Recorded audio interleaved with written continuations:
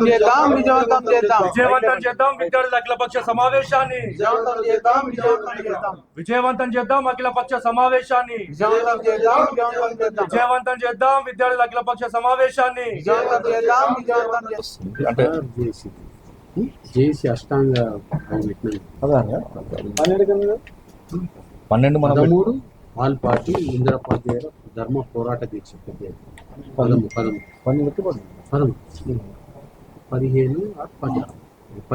మీ ఇష్టం 15 అంటే సరే 15 ఫిక్స్ 15 మమ్మల్ని అడిగి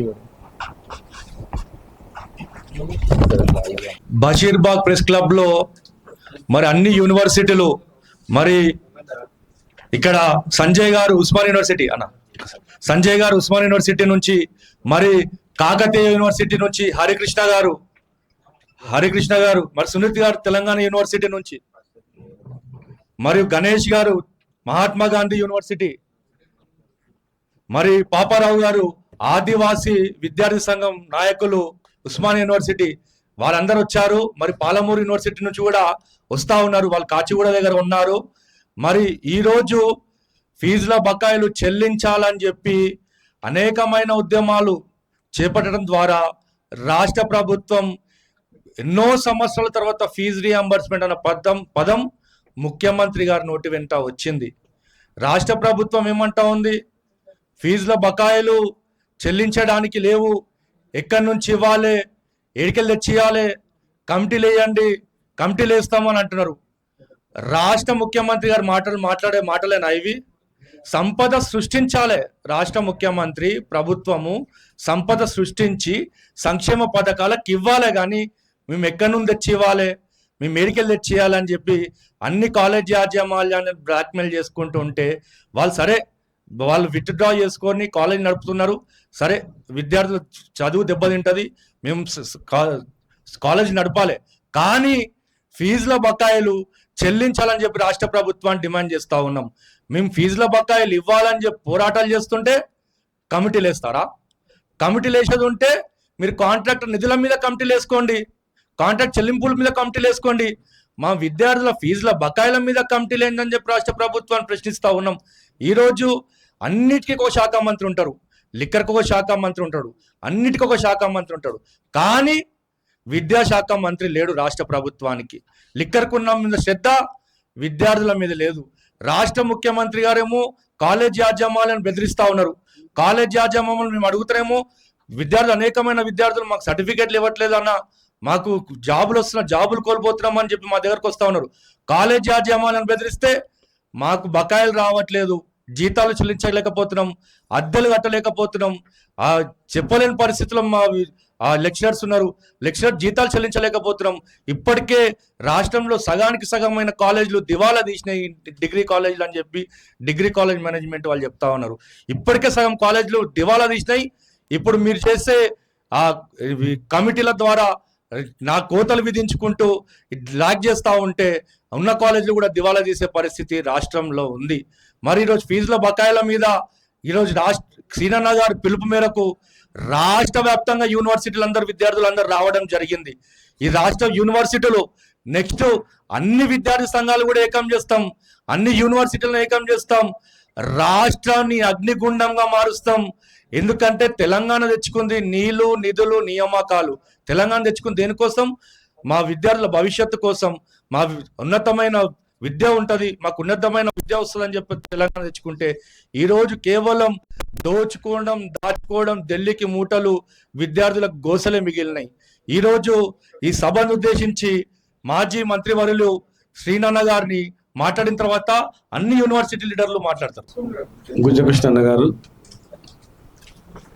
విద్యార్థి సంఘం అధ్యక్షుడు రామకృష్ణ గారు, ఉస్మానియా, కాకతీయ, పాలమూరు మరి యూనివర్సిటీ సంబంధించిన తెలంగాణ యూనివర్సిటీ సంబంధించినటువంటి శాతివాహన సంజయ్, హరికృష్ణ గారు, సతీష్ గారు, సునీత్ గారు, అక్షయ్ గారు, గణేష్ గారు, ఆనంద్ గారు, ఆదివాసీ స్టూడెంట్స్ నుంచి పాపారావు గారు, అందరికి నమస్కారం. ఈరోజు 12,50,000 మంది విద్యార్థులు ఫర్దర్ చదువులకు పోలేక ఫీజు రియంబర్స్మెంట్ రాలేదు కనుక మీకు సర్టిఫికేట్స్ ఇవ్వం అని చెప్పి పెట్టుకోవడం, ఏదైనా రిక్రూట్మెంట్కి అప్లై చేసుకుందామంటే సర్టిఫికేట్స్ లేక చదువుకొని పాస్ అయ్యి సర్టిఫికేట్లు వాళ్ళ దగ్గర లేక ఎలిజిబుల్ కోల్పోవడం, దాదాపు లక్షల మంది విద్యార్థుల పరిస్థితి ఉంది. 4,25,000 మంది ప్రభుత్వ కళాశాలలో పనిచేసేటువంటి లెక్చరర్స్, మిగతా స్టాఫ్ వాళ్ళు 9 నెలల నుంచి జీతాలు రాక వాళ్ళు ఉన్నారు. అటెండర్లు అంతా కూడా కరెంట్ బిల్ కట్టక కొన్ని కాలేజీల కరెంటు కట్ అయింది, కొన్ని కాలేజీలలో నల్ల బిల్ కట్ అయింది. అంటే 2,800 కాలేజీలలో degree, PG, polytechnic, pharmacy, engineering అన్ని కాలేజీలన్నీ కూడా ఇలా శిథిలావస్థ చేరుకున్నాయి. తప్పని పరిస్థితులలో కాలేజీలు బంద్ చేసింది. మరి ప్రభుత్వం ఏం చేయాలంటే కనీసం కొన్ని నిధులు వెంటనే విడుదల చేసి నడవడానికి ప్లాన్ చేయాలి. కానీ మరి బట్టి విక్రమార్క దగ్గర ఏం జరిగిందో బహిరంగంగా చెప్పాలా. పోలీసులే బెదిరించి భయపెట్టించి మీ తాళాలు వలగొడతాం, కేసులు పెడతాం, ఏమనుకున్నాం భయపెట్టించి మరి ఇన్వాల్వ్మెంట్ అయ్యి పోలీసు ఇన్వాల్వ్మెంట్ అయ్యి భయపెట్టించి మరి తప్పని పరిస్థితులలో మేము కాలేజీలు ఓపెన్ చేయాల్సి వస్తుంది తప్ప సంతోషంతోనే కాదు బాధతోనని చెప్తా ఉన్నాను. ప్రభుత్వానికి విజ్ఞప్తి చేస్తా ఉన్నాను, దయచేసి మీరు భయపెట్టించి కాలేజీ చెప్పగలుగుతారు, ఓపెన్ చేస్తారు. మరి చెప్పే లెక్చరర్కు 9 ఏళ్ళ నుంచి జీతాలు రాకపోతే ఇల్లు గుర్తురాదా, పిల్లలు గుర్తురాదా? కాలేజీ యాజమాన్యానికి నీళ్ళు దాపుతాడా, కరెంట్ బిల్ కడతాడా, వాటర్ బిల్ కడతాడా? కొన్ని వందల వేల మంది, దాదాపు 1300 మంది ప్రైవేట్ బిల్డింగ్లలో ఉన్నాయి. మరి ఓనర్స్ కట్టుకొని పాపం వాళ్ళు అప్లపాలు అయిపోయి కిరాయి రాకుండా వాళ్ళు బాధలు ఉంటారా? ఇంతమందిని బాధ పెట్టి బలవంతంగా నెత్తి మీద తుపాకి పెట్టినట్టు పెట్టి తెరుస్తావా సస్తావా అంటే తప్పని పరిస్థితులు తెరిచిండ్రు. మరి తెరిచిన తర్వాత మరి విద్యార్థులకు సర్టిఫికేట్లు కూడా ఇవ్వమని చెప్పారా? మరి మీ సర్టిఫికేట్లు ఆపొద్దు, ఇవ్వండి ఆదేశాలు ఇచ్చిర్రా? భవిష్యత్తు గురించి ఆలోచన చేసిర్రా? లెక్చరర్స్ మరి ఏం తినాలా? వాళ్ళు గడ్డి తినాలా, మను తినాలా? పిల్లలకి ఏం పెట్టారు? వాళ్ళ సొంత పిల్లలు ఒక్క లెక్చరర్ పని చేస్తే ఇంట్లో 2 పిల్లలు, భార్య, పిల్లలు ఎట్లా బతకాలి? వాళ్ళకు ఆలోచన చేసినా వాళ్ళకి ఏం పెట్టాలి?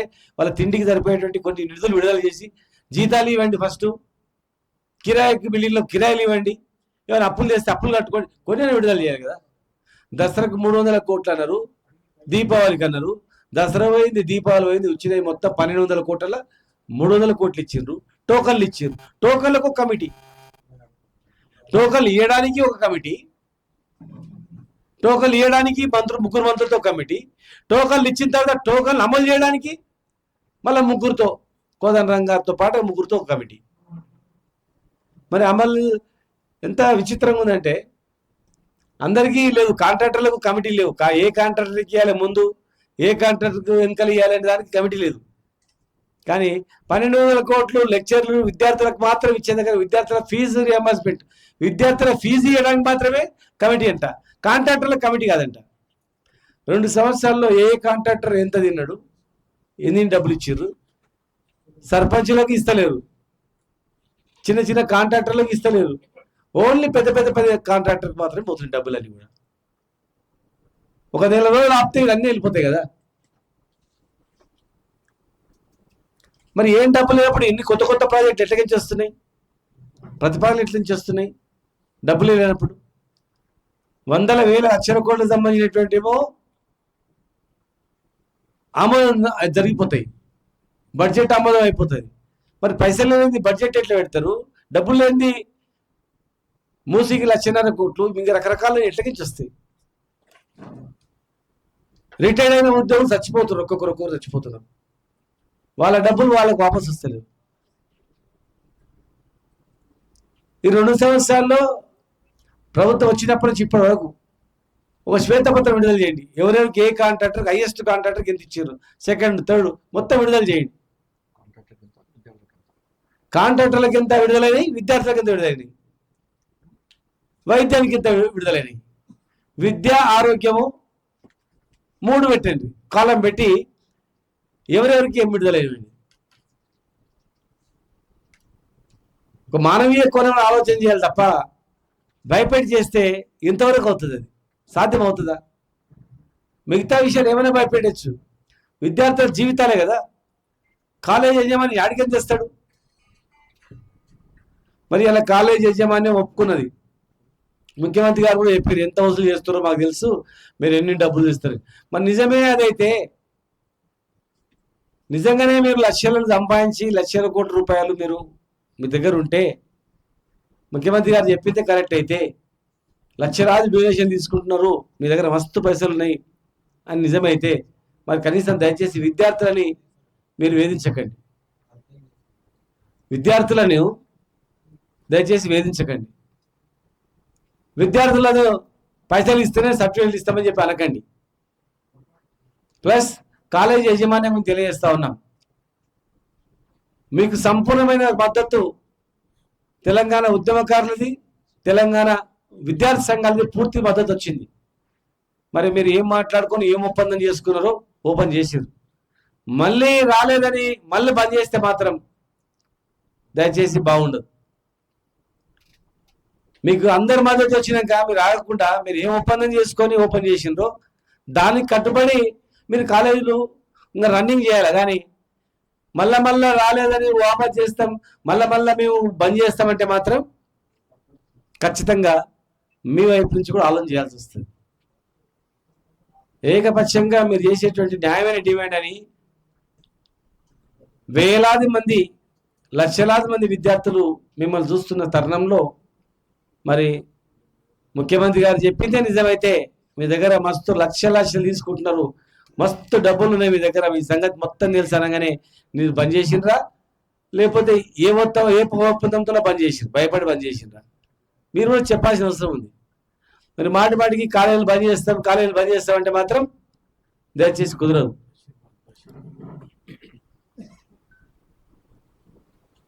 అలాంటి వాళ్ళు ఇప్పుడే కాలేజీ మొత్తం బంద్ చేసుకోండి. ఇక 3 ఏళ్ళు కంటిన్యూగా చేసేవాళ్ళు తెలుసుకోండి. మళ్ళా బంద్ చేస్తామంటే పిల్లల జీవితాలు నాశనం అవుతాయి. వేలాది మంది ప్రాణాలు తెగించి ప్రాణాలు అర్పించి తెచ్చుకున్న తెలంగాణ విద్యార్థుల గురించి, విద్యార్థుల భవిష్యత్తు గురించి చదువుకోవాలి, ఉద్యోగాలు చేసుకోవాలి, ఇక్కడనే బాగుపడాలని చెప్పి తెలంగాణ గురించి కొట్లాడినోనికి అర్థమవుతుంది, తెలంగాణ గురించి దెబ్బలు తినడానికి అర్థమవుతుంది, తెలంగాణ ఉద్యమంలో జైలు పోయినోనికి అర్థమవుతుంది, తెలంగాణ గురించి చనిపోయిన కుటుంబాలకు అర్థమవుతుంది, వేరే వాళ్ళకి అర్థం కాదు.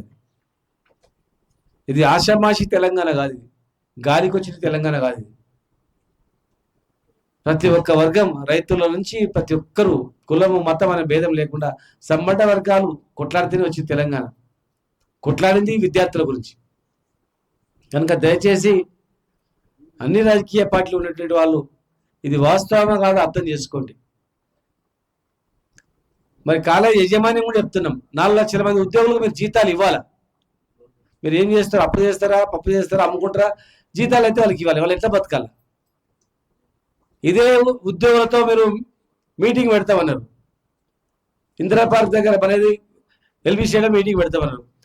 ఎల్బీ స్టేడియంలో పెడితే మా జీతాలు వస్తాయని చెప్పి వాళ్ళు అనుకున్నారు. ఇవాళ మీరు అనుకోవచ్చు జీతం అడిగితే తీసేద్దామని, గట్టిగా జీతం అడిగింది అనుకో రేపటి నుంచి రా అని అనుకోవచ్చు. దయచేసి అట్లా కూడా చేయొద్దండి. కాలేజీలు అంటే మాకు చాలా గౌరవం, కాలేజ్ యజమాన్యాలు అంటే కూడా చాలా గౌరవం. ఎన్నో కాలేజీలు పేద విద్యార్థుల పట్ల అండగా నిలిచింది, ఎన్నో కాలేజీలు పేద విద్యార్థులకు అనేక రకాల సహాయ సహకారాలు అందించింది. కానీ వ్యాపారంగా మార్చడానికి వచ్చిన కొందరు దయచేసి మరి కాలేజీలను అశ్రద్ధ వహించకుండా చేయాలి. జీతభత్యాలపైన మీదే బాధ్యత, కాలేజీలు ముయ్యకుండా ఉండాల్సిన బాధ్యత మీదే. మరి మీరు గవర్నమెంట్తో ఏ రకంగా ఒప్పించుకున్నారో మీరు కలుసుకొని ఆ ఒప్పందం ప్రకారము మరి ఇస్తారా, వాళ్ళు ఇయ్యరా, ఏం మొదలు ఒప్పందం ఉంచుకున్నారు. కానీ మీ ప్రభావం మాత్రం కాలేజీల మీద తీయొద్దు. విద్యార్థుల మీద తీయొద్దు, విద్యార్థుల జీవితాల మీద మాత్రం తీయొద్దు. చాలామంది విద్యార్థులు మరి రేపటి నుంచే మా విద్యార్థి సంఘ నాయకులు, మా మిగతా నాయకులతో మేము మాట్లాడతాం. ఎక్కడైతే కాలేజీలలో మరి సర్టిఫికేట్ ఇస్తలేరు మాకంటారో మా సంఘ నాయకులు వస్తారు.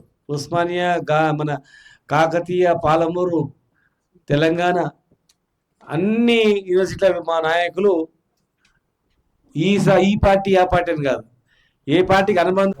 అప్పుడు 8,000 కోట్ల లెక్క ఉంటుంది కదా, 8,000 కోట్లు ఉందో లెక్క ఇవ్వాలండి. 10 ఏళ్ళ తర్వాత 8,000 కోట్ల వీళ్ళకి బకాయిలు ఇవ్వాలండి. ఎవరు చేసినా తప్పు అవుతుంది. మేము ఒక పార్టీ పరంగా రాలేదు, మేము ఒక పార్టీలకు అతీతంగా మాట్లాడి మేము ఇవ్వమని చెప్పండి. తప్పైతే తప్పనే చెప్తాం 100%. మేము మర్చిపో. అప్పుడు 10 ఏళ్ళ తర్వాత మొన్న డిసెంబర్ 2023లో ఎంత బకాయితో వచ్చింది, ఈ రోజు వరకు ఎంత బకాయి ఉందో చెప్పండి. తర్వాత 2 పిఆర్సీ ఉద్యోగుల గురించి జోలు పెడదాం. కాంట్రాక్ట్ ఉద్యోగులకు కూడా మనం పిఆర్సీ ఇచ్చినాం, కాంట్రాక్ట్ ఉద్యోగులకు కూడా. కనుక ఒకవేళ ఆ ప్రభుత్వం తప్పు చేసింది అనుకుందాం, మరి ఇంతమంది ఓట్లు వేసింది అట్లా చేయొద్దనే కదా, ఓట్లేసి అధికారంలో ఇచ్చింది. అట్లా చేయొద్దు, మీరు చేయండి, ఇంకా బాగా చేయండి అనే కదా, ఇంకా ఖరాబ్ చేసి గెలకమని చెప్పించిందా విద్యార్థులందరూ?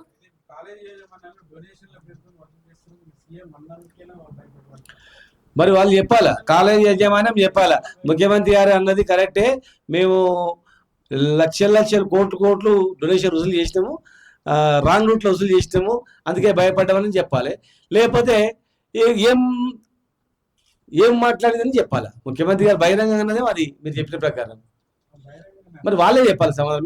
మేము ఎట్లా చెప్తాం, చెప్పాలి వాళ్ళు. మొత్తం మీద మేమేంది, కాలేజీలా గవర్నమెంటా కాదు, విద్యార్థులను ఇబ్బంది పెట్టొద్దు, మంచి చదువు చెప్పాలి, మంచి చదువు చెప్పి వాళ్ళ భవిష్యత్తు చూసుకోవాలి. ఇలా గత ప్రభుత్వం గురించి మాట్లాడితే, గత ప్రభుత్వము అంతకన్నా మీరు బ్రహ్మాండంగా చేస్తారని ఈ ప్రభుత్వానికి ఓట్లేసి అధికారులు తెచ్చారు. వీళ్ళు దాన్ని చూసే బాధ్యత వీళ్ళపైన ఉంటుంది. ప్లస్ ఆ రోజు ఏం మాట్లాడిండ్రు అధికారం రావడానికి ఇప్పుడు చూసుకోవాలి అందరు. అధికారులు కూడా దయచేసి, ఆఫీసర్లు కూడా ఫస్ట్ ప్రియారిటీలో ఎడ్యుకేషన్ మీద దృష్టి పెట్టాలి. ఎడ్యుకేషన్ మీద దృష్టి పెట్టి ఫైనాన్స్ మినిస్టర్ గారు కానీ, ఫైనాన్స్ సెక్రటరీ కానీ వచ్చేదానిలో కొంత ఎవ్రీ వీక్ కొంత అమౌంట్ కేటాయించాలి విద్యకు. మీరు పేరుకపోయి ఇంత అయిపోయింది, ఇంత పెద్ద పేరుకపోయే వరకు మీకు పెద్దగా కనిపిస్తుంది, కొంత ఇచ్చి అంత కనపడకుండా కదా. మా వాళ్ళు చెప్తారు 3,200 కోట్లు అని, ఇవాళ 12,000 కోట్లు. మరి 10 ఏళ్లలో 3,000 కోట్లు ఉంటే 2 ఏళ్లలో 12,000 కోట్లు ఎట్లయితే కూడా ఆలోచించాలి మీరు. నా లెక్కలు కరెక్ట్ తెలియదు, కరెక్ట్ తెలిస్తే మీరు చెప్పండి, అది కూడా రాయండి. విద్యార్థుల పట్ల ఎవరు నిర్లక్ష్యం వహించినా మీ కళ్ళకు కనిపిస్తే అది తప్పే. మరి ప్రభుత్వానికి అధికారం ఇచ్చింది కూడా అంతకన్నా ఎక్కువగా రైతు బంధు ఇస్తారని, అంతకన్నా ఎక్కువగా ఫీజు ఇస్తారని, అంతకన్నా ఎక్కువగా పిఆర్సీ ఇస్తారని, అంతకన్నా ఎక్కువగా విద్యార్థులకు చేస్తారని, ఉద్యోగాలు ఇస్తారని చేసింది. కనుక కట్టుబడి దాన్ని చేయాలనేది మా రిక్వెస్ట్.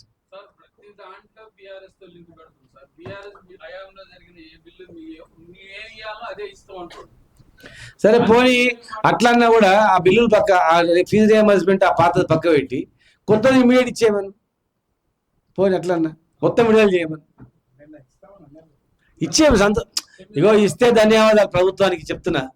ఒకవేళ ప్రభుత్వం ఇస్తే ప్రభుత్వానికి ధన్యవాదాలు, మొత్తం ఫీజు రియంబర్స్మెంట్ అంతా చెల్లిస్తే సంతోషం. ఎవరు మంచి పని చేసినా మేము చేయకూడతాం, శబాష్ బాగా చేసింది. కానీ దీన్ని ముఖ్య రాజకీయం అని చెప్పి కాలయాపన చేస్తే మాత్రం బాగుండదు. టీఆర్ఎస్ గవర్నమెంట్ ఉన్నప్పుడు 3,200 కోట్లు బాకీ ఉన్నాయి కదా అని ఒక్కటి పూర్తి వివరాలు తెలుసుకున్నా ఇప్పుడే. 2014 కన్నా ముందు 3,000 కోట్ల బకాయిలు ఉండేవి, అంటే తెలంగాణ రాకముందు. ఇదే ప్రభుత్వం, కాంగ్రెస్ ప్రభుత్వం ఉమ్మడి ఆంధ్రప్రదేశ్లో ఉన్నప్పుడు 3,000 కోట్ల బకాయిలు ఉంటే, మరి 3,000 కోట్ల బకాయిలు ఇచ్చి 10 సంవత్సరాల్లో 3,200 కోట్లు మీరు అంటున్నారు. మరి 2 సంవత్సరాల్లో ఇలా 12,000 కోట్లు అయినాయి, అంటే 9,500 కోట్లు ఎక్కువ అయిపోయినాయి. తర్వాత మేము మా ప్రభుత్వంలో విద్యార్థులు దొడ్డు అన్నం తినేది, పప్పుచారు అన్నం ఉండేది. కానీ మేము ఒక మెనూ పెట్టినాం, సన్న బియ్యం పెట్టినాం, ఒక మెనూ ఏర్పాటు చేసినాం, ఒక మంచి పౌష్టిక ఆహారం ఇచ్చినాం. గురుకులాలు ఏర్పాటు చేసినాం, 1000 గురుకులాలు ఏర్పాటు చేసినాం. కాలేజీలు, మెడికల్ కాలేజీలు, నర్సింగ్ కాలేజీలు, విద్యా వ్యవస్థలో మార్పు తెచ్చినాం. కనుక మీరు తెచ్చినాం, మాకన్నా మీరు ఇంకా బ్రహ్మాండం చేయండి, మేము కూడా సంతోషపడతాం. అంతే తప్ప మా మీద ఒకరి మీద కాదు. మాకన్నా మీరు బ్రహ్మాండంగా చేస్తామంటేనే మీకు ఓట్లు వేసిండ్రు, అధికారం ఇచ్చిండ్రు. అది దృష్టిలో పెట్టుకొని మీరు పని చేయాలని చెప్పి ఒకరి మీద ఒకరు వేసుకుంటే దాటేస్తే పద్ధతి కాదని చెప్పి మీరు రిక్వెస్ట్ చేస్తాం. ఉద్యమాలు చేసినటువంటి సంజయ్ అన్న గారు ప్రతి కార్యక్రమానికి మేము ఎప్పుడు దీక్ష చేసినా, ఏ కార్యక్రమం చేసినా మీ వెంట మేము ఉంటాం, మీ వెంట మేము నడుస్తామని చెప్పి ప్రతి కార్యక్రమానికి చేయూతనిచ్చే సంజయ్ అన్న గారిని మాట్లాడాల్సిన విజ్ఞప్తి చేస్తాం. ఈనాటి ప్రెస్ మీట్ కార్యక్రమానికి విచ్చేసిన పెద్దలు, మాజీ మంత్రివర్యులు అన్న ఉద్యమకారులు సీనన్నకు ప్రత్యేక ఉద్యమాభివందనాలు తెలియజేసుకుంటూ, అలాగే మా తోటి విద్యార్థి మిత్రులందరికీ మరియు ఉద్యమకారులందరికీ ప్రత్యేక జైభీం తెలియజేస్తున్నా. ఈ కార్యక్రమం ప్రధాన ఉద్దేశం ఏంటంటే, ఈ రాష్ట్రంలో ఉన్నటువంటి బడుగు బలహీన వర్గాల పిల్లల యొక్క స్థితిగతుల మీద మాత్రమే ఈ కార్యక్రమాన్ని మేము మేజుగా ఈ సమాజానికి మరియు ఈ ప్రభుత్వ దృష్టికి, ఈ కాలేజీ యాజమాన్యాల దృష్టికి తీసుకెళ్లే కార్యక్రమంలో ఆ దిశగా ఈ కార్యక్రమాన్ని మేము కొనసాగించదలుచుకున్నాం. ఎందుకనంటే ఇవాళ ప్రతి విద్యార్థి వాళ్లకు సర్టిఫికేట్లు తీసుకునే కాడ చాలా ఇబ్బంది పడుతున్నారు అనే విషయాన్ని తెలంగాణ సమాజం మొత్తం అర్థం చేసుకోవాలి. ముఖ్యంగా రాష్ట్ర ముఖ్యమంత్రి వారు కూడా ఈ విషయం పట్ల పూర్తి అవగాహనతో మాట్లాడాలని కూడా మేము ఈ సందర్భంగా విజ్ఞప్తి చేస్తున్నాం. ఎందుకనంటే విద్యార్థులు వాళ్ళ కోర్సు కంప్లీట్ చేసుకొని సర్టిఫికేట్లు తీసుకునే విషయంలో ఇవాళ పూర్తి స్థాయిలో యాజమాన్యాలు నిర్లక్ష్యం వహిస్తున్నాయి. దీన్ని ఏ కోణంలో తీసుకోవాలి, మరి ఇటు యాజమాన్యం ఏ కోణంలో అర్థం చేసుకోవాలి, అటు ప్రభుత్వం ఏ కోణంలో అర్థం చేసుకోవాలనే విషయాన్ని ఇవాళ ప్రభుత్వం ప్రజలకు మరియు కాలేజీలకు ఒక స్పష్టమైనటువంటి ప్రకటన ఇవ్వాల్సిన బాధ్యత కూడా ఈ ప్రభుత్వం మీద ఉందనే విషయాన్ని, అలాగే యాజమాన్యం కూడా ఒక స్పష్టమైనటువంటి ప్రకటన చేయాల్సిన అవసరం ఉందని ఈ సందర్భంగా మేము తెలియజేస్తూ, ఇవాళ తెలంగాణ రాష్ట్రం మేము గత ప్రభుత్వం అనే చెప్పం, ఇప్పుడు అనే చెప్పం, గతంలో ఉన్నటువంటి బకాయిల గురించే కావచ్చు, ఇప్పుడున్నటువంటి బకాయిల గురించే కావచ్చు, రాష్ట్ర ప్రభుత్వ బాధ్యత ఖచ్చితంగా విద్యార్థులకు న్యాయం చేసే దిశగా ఉండాలనే ఉద్దేశంతో మాత్రమే ఈ విషయాన్ని చెప్పదలుచుకున్నాం. ఎందుకనంటే మరి గత ప్రభుత్వము ఓటమికి ఇవాళ విద్యార్థి నిరుద్యోగులే కారణం అనే విషయం ఇదే రాష్ట్ర ముఖ్యమంత్రి గారు ప్రకటించిన సందర్భాన్ని మేము ఈ సందర్భం గుర్తు చేయదలుచుకున్నాం. ఎందుకనంటే మరి ఈ విద్యార్థుల యొక్క నష్టం వల్లనే కదా మీకు ఓట్లేసి మిమ్మల్ని గెలిపించిందనే విషయాన్ని మీరు అర్థం చేసుకోవాలనే విషయాన్ని కూడా ఈ సందర్భంగా ఈ ప్రభుత్వం దృష్టికి తీసుకురావాల్సిన అంశం ఇది అని ఈ సందర్భంగా తెలియజేసుకుంటూ, రేపు జరగబోయే ఏ కార్యక్రమం అయినా సరే ఫీజుల విషయంలో ఖచ్చితంగా ఎవరి మీదైనా యుద్ధం చేయడానికి మేము ఉస్మానియా యూనివర్సిటీ విద్యార్థి సంఘాలు ఎప్పుడు ప్రతిపక్ష పాత్ర పోషిస్తాయి. ఎవరికి వత్తాసు పలకాయి, ముఖ్యంగా విద్యార్థులకు నష్టం చేసే కార్యక్రమం ఎవరు చేసినా సరే వాళ్ళ మీద మేము పోరాటం చేయడానికి సిద్ధంగా ఉంటామని ఈ సందర్భంగా తెలియజేస్తూ, ఈ అవకాశం ఇచ్చిన మిత్రులందరికీ ధన్యవాదాలు తెలియజేస్తూ ముగిస్తాను. అనేకమైన ఉద్యమకారుల మీద కేసులు అయినాయి. రామకృష్ణ, మేము కూడా విద్యార్థుల పక్షాన ఉండి విద్యార్థులకు సంపూర్ణ మద్దతు తెలుపుతాం, మేము కూడా ఉంటామని చెప్పి జూనియర్ న్యాయవాదుల సంఘం అధ్యక్షులు వంశీకృష్ణ గారు మొన్న అందరి మీద కూడా కేసులు అయితే వాదించి బెయిల్ ఇప్పించిన వ్యక్తి వంశీకృష్ణ గారిని మాట్లాడుతున్న విజ్ఞప్తి చేస్తాను.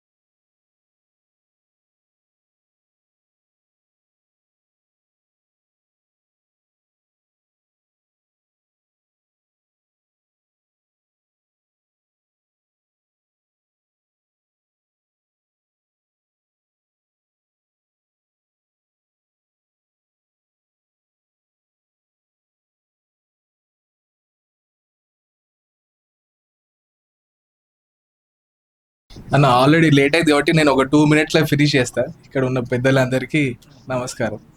ఆల్రెడీ మా బాధలన్నీ సీనన్న రామన్న చెప్పారు కాబట్టి నేను ఒక 2 points మెయిన్ పాయింట్స్ చెప్తా.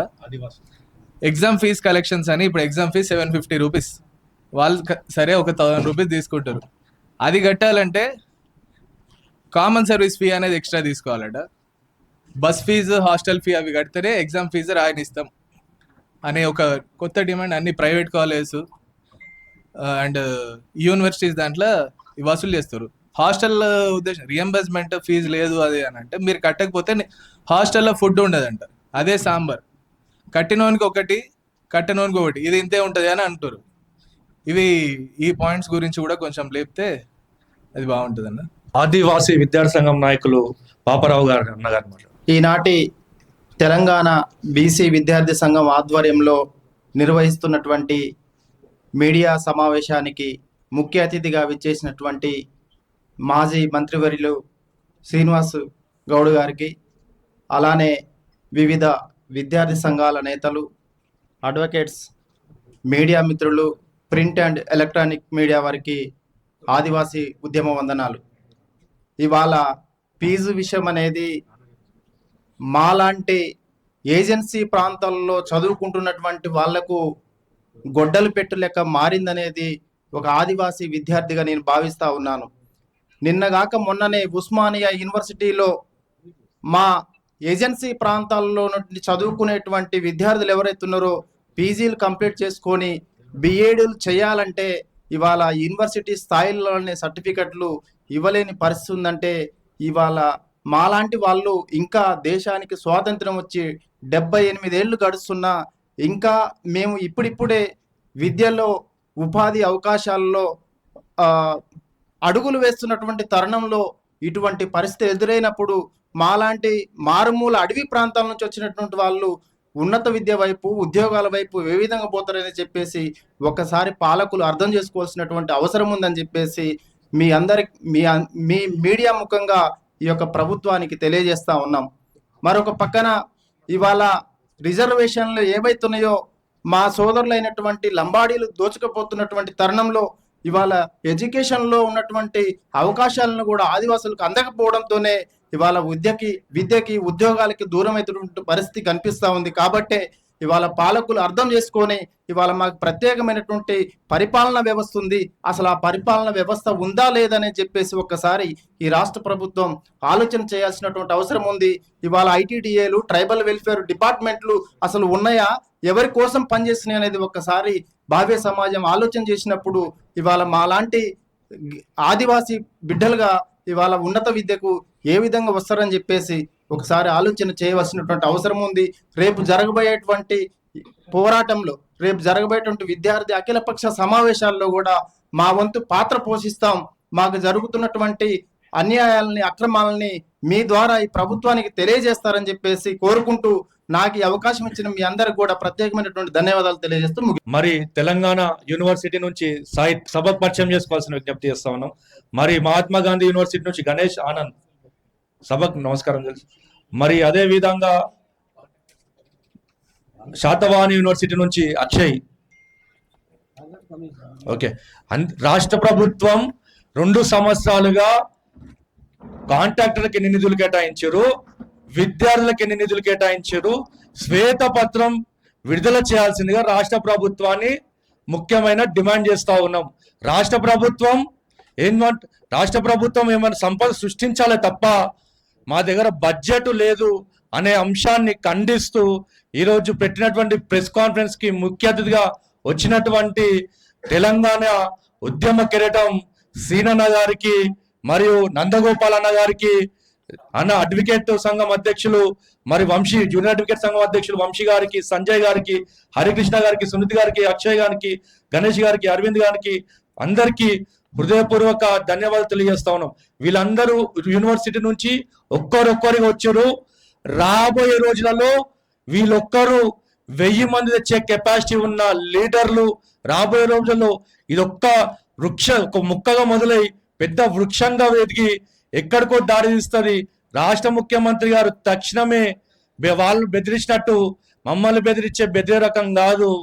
రాష్ట్ర ప్రభుత్వం తక్షణమే ఫీజు రియంబర్స్మెంట్ ఇచ్చుడు, రాష్ట్ర ప్రభుత్వాన్ని దింపుడు తేల్చుకుంటామని చెప్పి రాష్ట్ర ప్రభుత్వానికి అల్టిమేటం జారీ చేస్తూ ముగిస్తా ఉన్నాం. జై హింద్.